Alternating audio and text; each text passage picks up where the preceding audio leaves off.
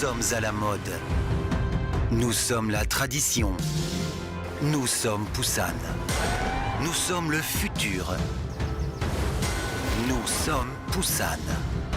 Nous sommes énergiques. Nous sommes Busan. La ville prête pour l'exposition universelle. Nous sommes Busan. Busan est prêt pour l'exposition universelle. 부산 엑스포가 왜 우리에게 중요하냐? 이거는 어떻게 보면 2030년 월드 엑스포가 가지는 의미가 남다릅니다. 그 이유가 왜냐하면 국제 정치적으로 보면 유엔 지속 가능 발전 목표가 제 1단계 실현 기간이 2030년입니다. 그다음에 2050 기후 중립, 탄소 중립으로 가기 위한 첫 번째 계단이 2030년입니다. 어떻게 보면 인류사의 발전 과정에서 2030년이 상당히 중요한 전환점이 될 수 있다. 이렇게 생각을 합니다. 그런 차원에서 우리가 지금까지 어떻게 보면 국제사회의 원조를 받은 국가에서 이제 국제사회에 지원을 제공하는 그런 국가로 국가의 위상이 획기적으로 전환되었습니다.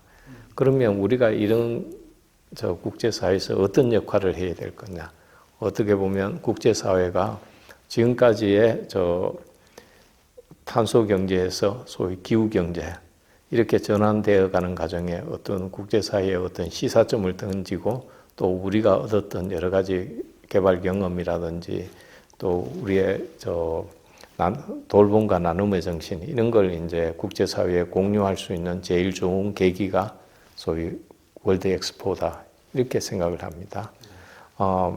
프랑스에 사는 많은 재불교민들께서는 이제 프랑스의 가장 대표적인 게 에펠탑, 그 다음에 알렉산더 3세 다리, 또 그랑빨레, 뽀띠빨레, 또 샤이오궁 이게 정말 멋지고 예쁜 유산들이지 않습니까? 이게 바로 다 월드 엑스포의 유산들입니다. 그런 차원에서 우리도 이제 어떻게 보면 국제사회에서 이러한 국제사회가 새로운 시대로 도약해 나가는데 이러한 경험을 공유하고 유산을 남겨야 될 때가 왔다. 이게 아마 2030 부산 엑스포가 가지는 국제사적인 의미가 아니냐. 또 한국 입장에서도 상당히 중요합니다. 특히 부산의 엑스포를 유치하게 되는 북항이 부산역 바로 인접해 있는 항구입니다. 이게 어떻게 보면 해외에서 처음으로 원전 물자가 들어왔고 한국이 개항하면서 처음으로 외국에 개항했던 항구 중에 하나입니다. 그렇게 보면 어떻게 보면 도시의 원심이라고 볼 수 있죠. 이게 이제 현대화의 물결에 밀려가지고 지금은 가장 낙후된 지역으로 어떻게 보면 컨테이너 창고로 전략을 했습니다. 이걸 어떻게 이제 또 도시 재생 사업을 통해 가지고 지속 가능한 모습으로 보여줄 수 있냐. 이런 것들은 단순히 또 한국이 안고 있는 과제지만 또 한편으로는 많은 국가들이 안고 있는 과제입니다. 많은 도시들이 과거에는 현재와 같은 교통통신의 발달을 염두에 두지 않고 도시가 팽창되어 왔습니다. 근데 그 도시들이 이제 기후 경제 시대에 맞게 재생이 되고 변화가 돼야 되는데 그런 것들을 어디에서 롤 모델을 찾을 거냐. 그런 차원에서 2030 부산 엑스포가 또 상당히 중요한 거죠.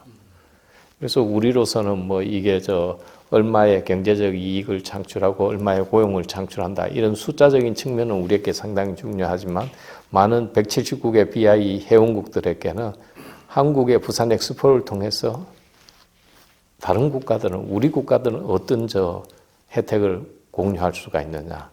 그런 점에서 이제 2030 엑스포가 상당히 중요하다. 우리뿐만 아니라 국제사회도 상당히 중요하다. 근데 이제 이게 이만큼 중요한 건 이러한 중요성을 가졌으니까 당연히 개최할 수 있지 않느냐. 이렇게 생각을 하시는 분들이 있을 수도 있는데 사실은 현실은 그렇지 않습니다.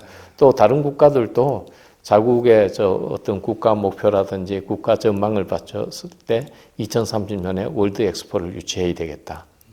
그렇게 나오는 국가가 있습니다. 현재 이제 2030년 월드 엑스포를 두고 4개국이 경쟁 중입니다. 첫 번째가 이제 사우디 리야드입니다. 사우디 리야드가 제시하는 것은 사우디는 기본적으로 이제 2030 사우디 비전이라는 걸 갖고 있습니다.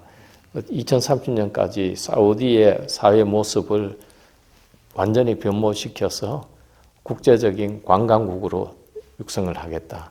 이를 하여서 사회를 개방하고 또 새로운 도시를 만들어 보이겠다. 어떻게 보면 사막에서 기적을 창출하겠다. 이런 이제 비전을 제시하고 이제 국제사회에 뛰어들고 있습니다. 어떻게 보면 지금 이제 5일만이라고 알려진 그런 막강한 재력을 앞세워가지고 이제 이 170국의 BI 회원국들을 공략 중에 있어가지고 강력한 경쟁 상대로 부각되고 있고 또 이탈리아의 로마도 또 중요한 후보지 도시입니다. 로마는 벌써 기원전부터 전 세계 제국의 중심지였습니다. 정말 모든 길은 로마로 통한다 하는 이야기가 있을 정도로 로마의 명성을 갖고 있는 도시입니다. 이 로마의 과거의 일부 지역을 이탈리아는 다시 재생을 통해 가지고 새로운 미래 사회 도시 모습을 보여주겠다. 어떻게 보면 부산과 좀 맥락을 같이 하는 면이 있죠. 그런 차원에서 또 열심히 뛰고 있고 또 하나 마지막에 이제 우크라이나의 오데사 시티입니다. 오데사 같은 경우가 이제 후보국으로 나오게 된 이제 배경이 러시아의 모스크바가 지금은 철회했지만 후보 도시로 나왔던 것과 이제 어느 정도 연관이 있는데요. 지금은 이제 우크라이나 입장에서는 이 우크라이나 러시아 전쟁 복구를 위해서 이 오데사에 2030년 월드 엑스포가 유치하는 게 필요로 하다. 이렇게 하면서 많은 국가들에게 어필을 하고 있습니다. 특히 이제 유럽 국가들에게 상당히 이제 심적으로 어필하면서 동정표를 얻으려고 노력을 하고 있습니다. 이러한 것들이 이제 금년 총회 및 11월 총회에서 이제 윤곽이 잡혀지고 후보 도시가 결정됩니다. 기본적으로 이제 국제박람회 기구가 상정하는 엑스포는 크게 4가지 종류가 있습니다. 첫 번째가 이제 6개월 단위의 무제한 개최 장소 범위의 면적에 제한성을 두지 않고 있는 월드 엑스포가 있고 하나는 이제 3개월 단위로 이제 25헥타 미만에서 개최해야 되는 소위 특별 엑스포 내지 인정 엑스포가 있습니다. 전문 엑스포라고도 불리워지고요. 또 하나는 이제 원예 박람회라고 호티컬처 분야의 전문 박람회가 있고 하나는 과거부터 이제 밀라노에서 해오고 있는 디자인 박람회가 있습니다. 이 4가지 박람회를 국제 박람회 기구에서 다루는데 사실 원예 박람회나 디자인 박람회는 좀 특수 성격을 지닌 전문 분야이기 때문에 저희에게는 익숙지 않습니다. 그러면 우리에게 이제 익숙한 게 월드 엑스포와 이런 전문 엑스포 박람회인데요. 대전 엑스포나 여수 박람회는 이 3개월 단위 25헥타 면적 제한을 가진 특정 분야의 전문 박람회라고 보시면 되겠습니다. 그래서 전문 박람회 같은 경우도 지금 많은 국가들이 개최를 희망하고 있습니다.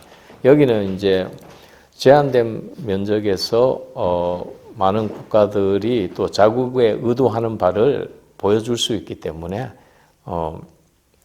어떻게 보면 스페인의 말라야라든지 그다음에 이제 미국의 미네아폴리스 이제 카자흐스탄의 아스타냐 여기는 이제 수도를 아스타냐로 옮기고 나서 거기에 이제 기획 도시로 만들기 전에 하나의 중간 디딤돌로 이 전문 엑스포를 활용한 거죠. 그런 차원에서 이 전문 엑스포에 대한 또 인기도 상당히 많습니다. 그런데 전문 엑스포는 이제 특정 분야를 주제로 삼아가지고 이제 거기에서 여러 가지 이제 전시관들을 통해 가지고 국제사회의 시사점을 던져주는 반면에 이 월드 엑스포 하는 거는 한마디로 말해서 제한이 없습니다. 6개월간. 그래서 어떤 특정 주제를 과연 각 후보국이 내세우는 주제가 시사성을 갖고 있느냐. 그래서 2030 부산 엑스포 여기에는 이제 기후변화 문제, 그 다음에 이제 기술의 발전, 인류를 위한 기술이 어떤 방향으로 발전되어 날 건지, 그 다음에 특히 이제 요즘과 같은 단절의 시대에는 공유와 나눔의 정신, 이런 것들을 어떻게 이제 확대 해석해 나가야 될지, 이런 것들을 다루고 있습니다. 그래서 이제 나오는 게 Transforming Our World, 세계의 전환, Navigating Toward a Better Future, 더 나은 미래로의 항해, 이렇게 이제 제목을 잡았고, 아마 2030 우리 경쟁국들도 이와 유사합니다. 근데 사실 기후변화 문제라든지 이런 것들을 전환의 문제를 이제 엑스포 주제로 담은 게 부산이 처음입니다. 그래서 프레젠테이션을 하다 보니까 다른 국가들도 각국이 제시한 주제에 이러한 요소들을 또 추가하기 시작해가지고 결론적으로 이제 보면 모든 국가가 어느 컨버전스가 이루어지는 거죠. 결국 다루어야 할 문제는 기후변화, 지속 가능성, 또 기술의 역할, 그 다음에 이제 나눔의 정신, 이런 것들로 이제 귀결을 되고 있습니다. 그렇지만 이제 한국이 내세운 주제가 상당히 독창성을 갖고 있다. 이렇게 보실 수가 있겠습니다. 뭐 너무 자신감을 또 보이는 것도 곤란하지만, 이번에 이제 우리 지난 월드컵에서 우리 월드컵 팀이 16강에 진출했고, 이번에 청소년 월드컵에서는 4강에 진출하는 정말 멋진 성과를 이뤄냈습니다. 그 다음에 물론 청소년 팀 같은 경우는 4강을 넘어서 뭐 결승전 우승까지도 갈 수 있는 지금 현재 진행 상황입니다. 거기에서 제일 중요한 게 중도에 꺾이지 않은 마음. 예. 그게 지금 가장 중요하다고 생각합니다. 사실 우리가 엑스포를 준비는 했지만 이게 이제 유치 전략을, 본격적인 유치를 추진한 데는 조금, 2발자국 정도 늦었습니다. 가장 먼저 러시아가 뛰어들다가 러시아가 이제 전쟁을 하면서 이제 철회를 했고, 그 뒤를 받아가지고, 그 바통을 받아가지고 사우디가 이제 본격적으로 나가고, 우리는 그동안에 이제 뭐 국내적으로 대선이 있었고, 그러다 보니까 이제 늦게 출발을 하게 된 거죠.